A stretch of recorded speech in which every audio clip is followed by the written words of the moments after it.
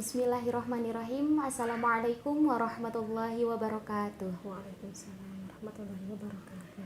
Bagaimana teman-teman kabarnya? Sehat? Baik? Nah, teman-teman, di sini saya tidak sendiri ya. Di sini saya ditemani oleh narasumber kita pada hari ini, yaitu Teteh Iim. Bagaimana Teteh kabarnya, sehat? Alhamdulillah sehat. Nah, ada beberapa hal ya Teh yang ingin saya tanyakan. Saya sudah sempat melihat beberapa konten Teteh yang ada di channel Al Asran. Di situ banyak membahas tentang hubungan suami istri. Nah, ya, mungkin saya penasaran dan teman-teman yang di rumah pun penasaran gitu, khususnya yang masih single ya, yang masih jomblo gitu. Setelah kita melakukan malam pertama, apakah ada perubahan Teh yang muncul gitu? Khususnya untuk fisik kita sendiri gitu. Perubahan ya, karena sudah melakukan malam pertama. Iya. Tentu saja ada ya perubahan, karena itu kan merupakan respon tubuh kita ya, dari hal yang baru saja pertama kali loh ini kita lakukan. Jadi ya tentu ada perubahan pada tubuh kita lah, seperti itu. Tuh, ternyata teman-teman ada perubahannya. Kalau untuk wanita sendiri itu Teh apa sih perubahannya? Kalau untuk wanita sendiri sebenarnya nggak terlalu banyak perubahan juga ya. Yang mungkin ya pasti itu di pertama itu ya pasti di daerah misfinya gitu ya. Karena kan yang namanya berhubungan intim ya pasti kan menjoroknya ke sana lah istilahnya. Jadi nanti elastisitas misfi kita itu akan terasa, perasaan itu akan terasa membengkak gitu. Jadi maksudnya membengkak di situ karena ada penebalan lah seperti itu. Tapi nggak perlu khawatir juga gitu ya akan penebalan ini, karena nanti juga akan berangsur pulih kok dengan sendirinya. Kemudian juga mungkin di klitorisnya, tahu nggak klitoris? Kurang tahu tuh Teh. Apa tuh klitoris? Klitoris tapi udah saya bahas nih di pembahasan saya sebelumnya ya, jadi saya gak pengen nerangin ya di sini. Ini yang belum menikah ini belum tahu nih klitoris, padahal dia udah setiap hari ya pasti memegang hal itu. Jadi nanti klitorisnya akan ada perubahan. Jadi klitorisnya juga sama, akan merasa akan lebih menebal. Dan jika kita sudah melakukan hubungan intim pertama nanti, maka posisi rahim kita itu akan sedikit agak naik gitu ke atas, agak sedikit naik gitu ke atas. Nah, bahkan klitoris itu adalah tanda kalau misalkan nanti Teh Fahmi nikah nih gitu ya, pada malam pertama misalkan ketika melakukan berhubungan lagi puncak-puncaknya gitu ya, lagi puncak-puncaknya, maka klitoris itu akan mengembang bisa sampai 3 kali dari bentuk awal semulanya. Itu adalah tanda kalau seorang perempuan yang memang lagi puncak-puncaknya gitu, puncak-puncaknya kenikmatan, dan maka akan kembali lagi seperti bentuk semula ketika sang perempuan tersebut udah klimaks ataupun udah orgasme gitu. Jadi ya tentu perubahan pertama itu adalah di misfinya, dan kedua itu dari mungkin payudara. Nah, jadi ketika setelah kita melakukan hubungan dengan suami, maka suplai darah gitu ya, suplai darah ke payudara itu akan semakin meningkat, sehingga akan mengakibatkan payudara kita itu akan terasa lebih kencang gitu. Seperti itu ya? Ya, lebih kencang dan juga mungkin akan terasa lebih besar seperti itu. Bahkan kalau misalkan lagi berhubungan dengan sang suami, maka maaf ya, puting buah dada kita itu kalau misalkan lagi memuncak, maka puting itu akan lebih mengeras dan juga menonjol. Tetapi itu akan kembali seperti normal kembali kalau misalkan seorang perempuan itu nanti udah beres klimaks ataupun udah beres orgasme. Jadi itu mungkin perubahan di fisik cuman di wanita yaitu aja mungkin ya yang dirasakan itu dari misfi dan juga payudara. Selain itu juga mungkin akan ada perubahan mental ya. Akan ada perubahan mental karena di tubuh kita itu kan terdapat hormon ya yang dinamakan dengan hormon serotonin. Jadi kalau hormon serotonin itu adalah hormon rasa bahagia kita di tubuh kita, itu yang dikatakan dengan hormon serotonin. Dan juga ada yang dinamakan dengan hormon oksitosin. Kalau hormon oksitosin itu adalah hormon cinta gitu. Jadi kalau misalkan kita udah berhubungan kan udah senang misalkan ya, istri dan suaminya udah pada senang, bahkan otomatis hormon tersebut itu akan keluar, sehingga nanti akan apa ya, perubahan yang terasa oleh tubuh kita akan terasa lebih rileks gitu ya. Aura kita tuh akan keluar, Iya, misalkan akan terpancar gitu ya. iya, aura bahagianya gitu ya, aura kecantikan dari muka kita, karena kan yang namanya bahagia itu udah kebayang kan. Iya. Ya, jadi kan terpancar nih keluar, itu karena dari hormon itu tersebut. Jadi ya akan ada perubahan baik dari segi fisik ataupun segi mental, seperti itu sih. Nah, bagi teman-teman yang ingin muncul inner beauty-nya itu, maka cepat-cepatlah menikah ya. Oke. Sebetulnya ini yang berbicara juga belum menikah. Kemudian teh saya pernah dengar gitu ya, apakah benar kalau wanita itu pada saat malam pertama ya bisa dikatakan perawan itu kalau mengeluarkan darah gitu teh? Apa betul itu? Aku kira yang yang diobrolkan orang-orang banyak gitu, aku kira waktu zaman saya dulu gitu. Memang dulu juga saya tuh sering dengar gitu, kalau misalkan enggak berdarah itu berarti bukan perawan. Nah, iya, itu sering dengar banget. Nah, ini harus diluruskan nih. Ini benar-benar harus diluruskan karena itu adalah mitos ya. Itu harus diluruskan karena mitos.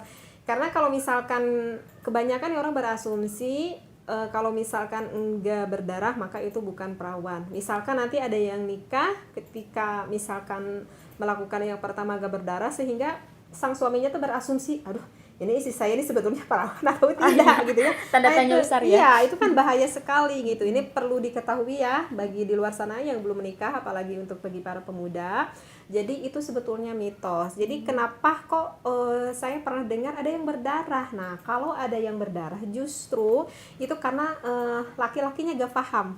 Oh iya. Bagaimana cara berhubungan yang baik dan juga benar, seperti itu. Karena harusnya itu nggak berdarah. Terus kalau kita menemukan kenapa ada yang berdarah, karena begini ya, di kita gitu ya, di perempuan itu ada selaput darah. Ada selaput darah yang tipis yang tersimpan di depan rongga vagina kita. Sel darah yang tipis itu. Yang mana sel darah yang tipis itu bentuknya itu beda-beda gitu. Ada yang berongga gitu ya. Antara wanita itu berbeda.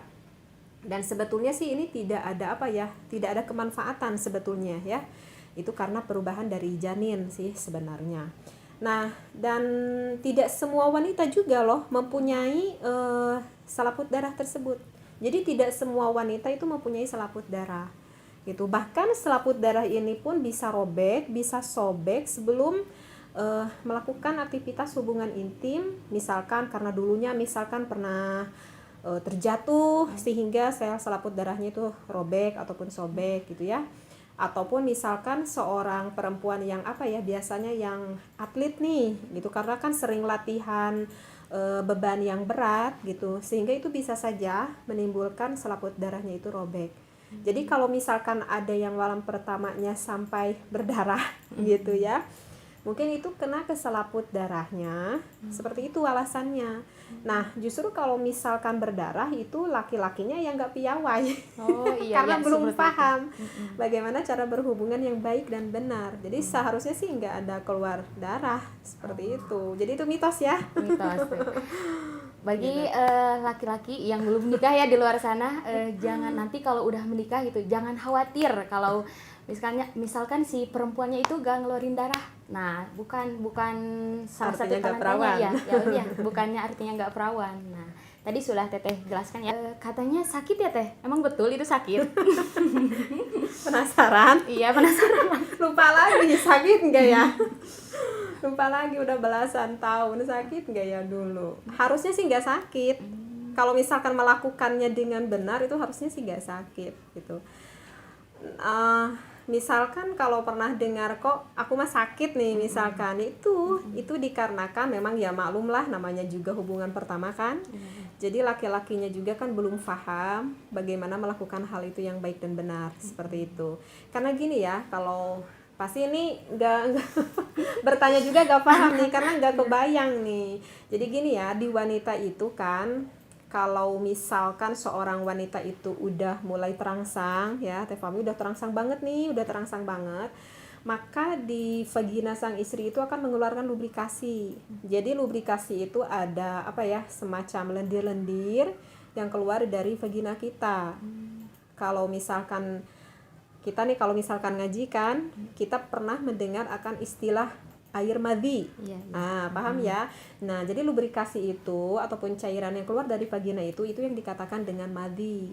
Jadi artinya madhi itu adalah ketika seorang wanita itu ataupun seorang laki-laki tarik-tariknya nih, lagi tinggi-tingginya rasa syahwatnya tersebut, maka itu akan menjadikan pelumas alami gitu, sehingga ketika nanti dimasuki oleh burung suaminya gitu ya nanti nggak akan terasa sakit. Kenapa? Karena sudah banyak mengeluarkan air madhi ataupun pelumas secara alami tersebut. Jadi kalau misalkan gimana pengalaman pertamanya nggak enak, sakit, nah berarti itu memang laki-lakinya belum paham gitu. Jadi langsung jos aja gitu, tanpa seorang perempuannya itu mengeluarkan dulu cairan-cairan yang secara alami tersebut gitu. Jadi harusnya nanti gak sakit kalau misalkan suami kitanya paham. Oke, baik Teh. Ada nggak sih pengetahuan dasar yang harus kita ketahui gitu sebelum kita melakukan malam pertama tersebut Teh? Pengetahuan dasar itu jelas ada ya. Jadi kita itu harus mempunyai kesepakatan dulu nih, suami istri harus secara tegas. Maksud saya harus secara lugas lah. Maksud saya harus secara lugas. Jadi harus ada connect gitu antara suami dan juga istri, yang mungkin kesepakatan itu terjalin kan dengan komunikasi yang baik ya antara suami dan istri. Karena kan ini kan lagi berbicara tentang malam pertama itu kan, jadi kita sebagai istri gak perlu tabu juga kita untuk membicarakan hal itu kepada suami kita gitu.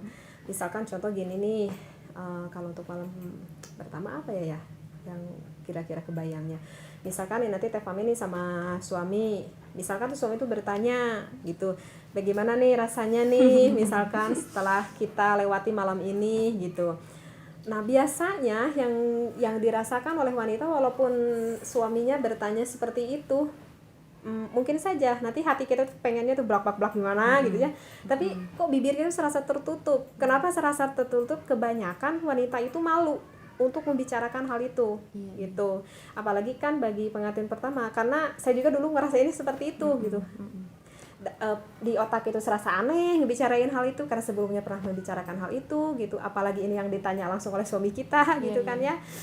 Sehingga memang agak sulit juga sih untuk komunikasi pertama, tapi itu bisa dikatakan wajar lah. Beda kan kalau sama sekarang saya teteh udah belasan tahun rumah tangga, sehingga ya udah belak-belakan aja dengan suami gitu. Apa yang diinginkan, apa yang nggak diinginkan ya kita komunikasikan, udah nggak ada kecanggungan gitu.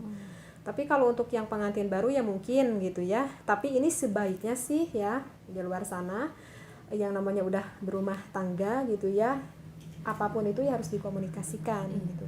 Jadi kalau misalkan nanti kita ditanya nih sama suami gimana, kalau aku kira misalkan aku kira nggak begini, kok gini nggak terlalu nikmat misalkan, ya kita bicarakan aja gitu. Kalau nggak terlalu nikmat nanti dikomunikasikan dengan suami, oh gitu ya, kalau gitu kenapa ya gak terlalu nikmat, kalau gitu gimana ya agar bisa mencapai kenikmatan itu. Kan nanti otomatis kan dengan komunikasi itu nanti akan lebih mudah terjalin sih sebenarnya.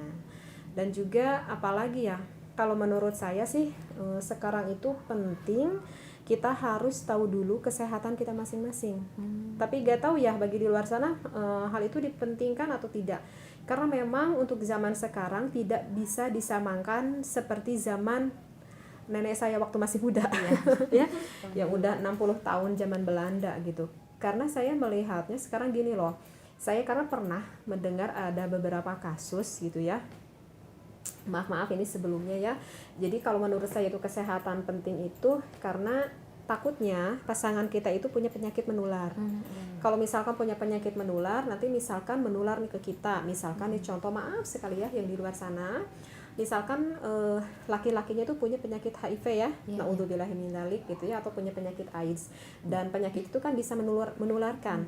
Nah, karena saya bukan sekali dua kali, banyak sekali saya kasus mendengar sang istrinya berobat, kata dokter diagnosa punya penyakit HIV dan juga AIDS, dan perempuan itu kaget juga shock karena saya belum pernah melakukan hal-hal di luar sana yang tidak diharamkan. Kok saya punya penyakit seperti ini? Ternyata itu adalah penyakit menular dari suaminya, sehingga mengakibatkan pada anaknya juga menular penyakit itu. Jadi sih kalau menurut saya sebelum menikah pentingnya kita harus tahu dulu apakah pasangan kita itu punya penyakit menular atau tidak. Tapi saya ini hanya pendapat saya ya, bagi di luar sana itu apakah dipentingkan atau tidak itu kembali lagi kepada Anda. Dan apalagi ya, kalau bagi yang udah pengantin lama sih, ini yang sering dilupakan itu adalah penutupan setelah melakukan berhubungan intim. Karena kalau biasanya nih kebanyakan gitu, kalau sudah berhubungan intim, nah biar jelas nih karena ini perawan ya, jadi pasti belum kebayang nih. Saya contohkan nih kayak gini ya Teh Fami, misalkan gini nih, sebelum berhubungan intim kan suaminya tuh ngerayu-rayu dulu gitu kan, cumbu-cumbu dulu, memuji dulu gitu. Nah udah beres aja, lekas tuh suaminya sama istrinya itu ke kamar mandi untuk membersihkan gitu ya. Udah itu suaminya tidur ke arah kanan, istrinya tidur ke arah kiri. Padahal sebelumnya itu udah ya, udah rayu-rayunya, cumbu-cumbu gimana gitu suaminya pada istrinya, dan begitu juga sebaliknya istrinya sama suaminya. Tapi kalau udah beres kayak nggak kenal sama sekali. Coba di luar sana ada gak pengalaman seperti ini? Biasanya sih yang dialami oleh yang udah rumah tangga udah belasan tahun. Kalau yang baru nikah sih enggak deh, karena kan kalau baru nikah itu kan masih baru-baru gitu ya. gitu. Jadi bisa saja nggak tidur semalaman gitu ya. Nggak akan seperti itu. Ini biasanya yang dialami oleh yang rumah tangganya udah belasan tahun. Nah sebetulnya sih ada tips gitu dari saya, kalau udah melakukan berhubungan itu karena masih ada rasa-rasa sisa syahwat, sehingga kalau beberapa menit lah, jadi jangan dulu ke kamar mandi gitu, misalkan disiapkan dulu tisu gitu ya, ataupun lap kecil lah dikhususkan gitu ya untuk menahan bekas kotoran yang udah keluar.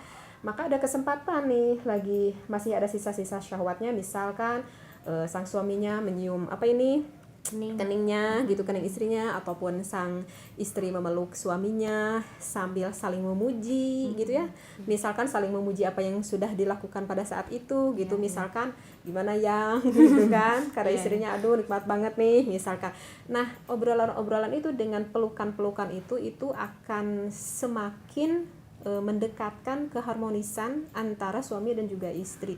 Jadi itu jangan dianggap hal yang sepele sih sebenarnya gitu, karena itu menurut saya sih kayaknya banyak gitu yang udah belasan tahun, kalau udah beres ya udah suaminya langsung tidur ke arah kanan, istrinya misalnya ke arah kiri gitu. Kalau suaminya puas langsung tidur, kalau istrinya belum puas ya susah tidur. Iya, banyak dilupakan ya Teh ya.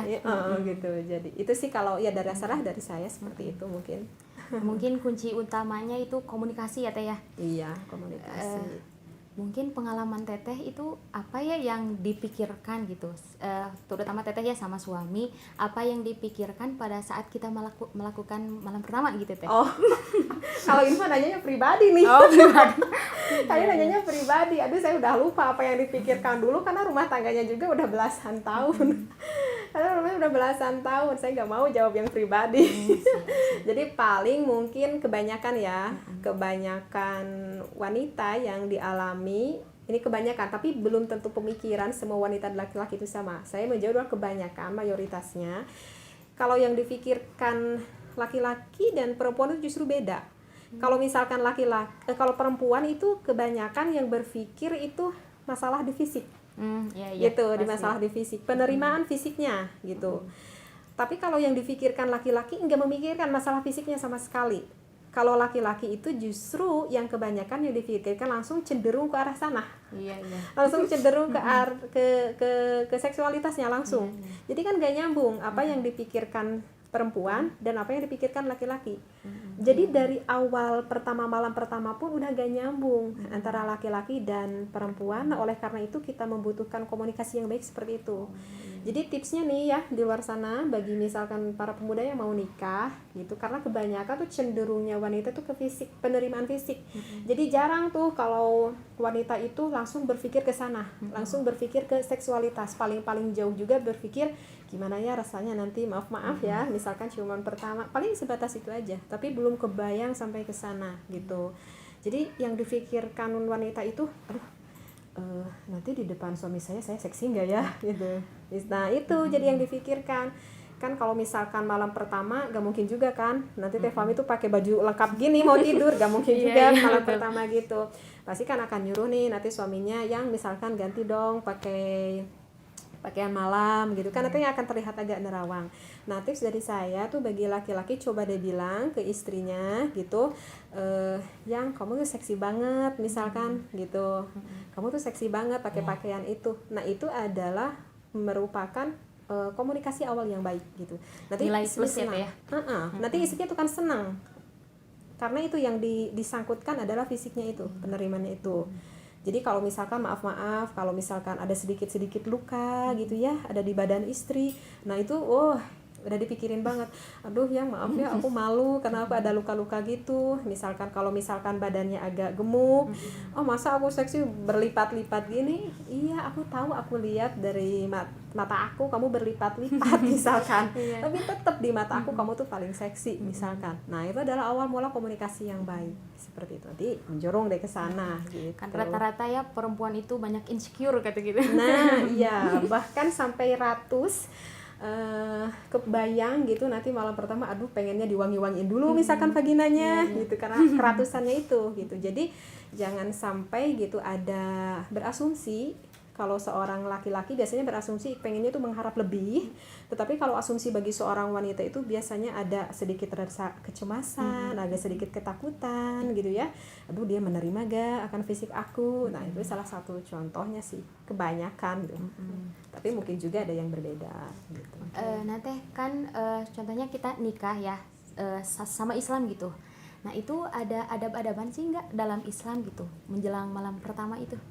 Oh ada dong, ada adab-adabannya ya. Ini kita bisa lihat misalkan di kitab Qurratun Uyun ya, ataupun di kitab-kitab yang lainnya juga banyak ya membahas tentang adab-adaban nikah. Jadi ada hadis riwayat yang disampaikan oleh Abu Dawud, jika dalam hadisnya itu mengatakan jika ada seorang laki-laki yang menikahi wanita ataupun yang membeli budak, tapi zaman sekarang udah nggak ada budak ya, maka di dalam hadis itu dikatakan suaminya itu tangannya itu memegang ke ini apa itu ubun-ubun ya, memegang ke ubun-ubun istrinya itu, karena udah jadi istrinya kan, malam pertama itu udah jadi sah, maka memegang suaminya itu ke ubun-ubun istrinya sambil mengucapkan doa dikhususkan untuk istrinya tersebut begitu. Dan kebetulan doanya saya nggak ketalar ya, karena kan yang membaca doa kan dulu kan suami gitu, jadi saya nggak pernah ngehafalin, nggak pernah nalar. Tapi kalau misalkan bagi pemuda yang pengen tahu doanya, ada ya di sini ya doanya gitu. Saya nggak ketalar nih doanya. Kemudian setelah itu disunahkan bagi suami dan juga istri itu untuk melakukan sholat sunnah. Jadi sholat sunnahnya berdua aja, gak perlu ngajak mertua, apalagi ngajak tetangga, gak perlu. Jadi cukup berdua aja dan dilakukannya pun berjamaah. Aduh romantis kan? Nah. Romantis sekali itu. Itu pun bagi yang mau. Bagi yang mau itu harus sholat sunnah dulu, dan suaminya dijadikan imam, istrinya itu jadi makmum. Sholat sunnah 2 rakaat, dan setelah itu sang suaminya berdoa ya, ada doanya khusus untuk sesudah melakukan sholat sunnah tersebut, dan doanya pun sama, saya juga gak ketalar. Ada ya di sini ya tulisannya, ini untuk doanya setelah kita melakukan sholat sunnah. Gitu. Jadi nggak langsung ya teman-teman ya. Iya. Jadi ada adab-adaban dulu gitu sebelum kita melakukan hubungan tersebut. Mungkin itu saja ya Teh yang ingin saya tanyakan. Bagi teman-teman di luar sana yang ingin belajar ngaji dan ingin memfasihatkan bacaan ngajinya, mungkin teman-teman bisa lihat di channel Ngaji Bersama Teteh ya. Dan itu Teteh sendiri yang mengajarkannya. Baik teman-teman, sekian. Assalamualaikum warahmatullahi wabarakatuh.